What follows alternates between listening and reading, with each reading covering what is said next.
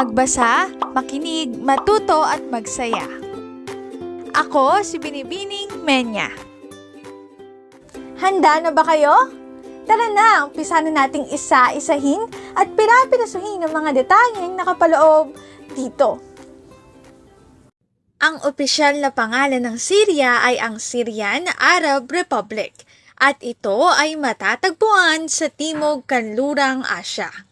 Ang Syria ay tahanan ng isa sa mga pinakamatandang sibilisasyon sa mundo.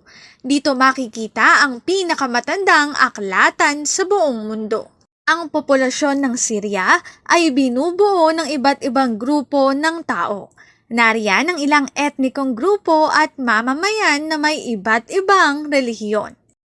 Noong taong 2010, ang Syria ay may populasyong humigit kumulang 22.5 milyon. Gayunpaman, dahil sa digmaang sibil ng bansa, ang populasyon nito ay bumaba sa pagitan ng taong 2011 at 2018.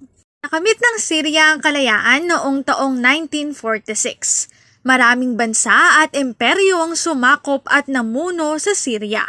Halimbawa ang mga Egyptian, Haiti, Sumerians, Mitanni, Assyrians, Babylonians at marami pang iba.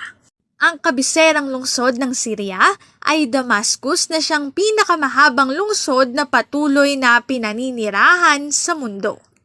Ang Damascus ay binanggit din sa aklat ng Genesis ng Biblia at ngayon ang sinaunang lungsod ng Damascus ay isang UNESCO World Heritage Site.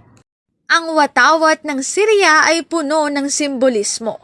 Nagtatampok ang watawat ng Syria ng pula, puti at itim na pahalang na guhit na may dalawang berdeng bituin sa puting guhit.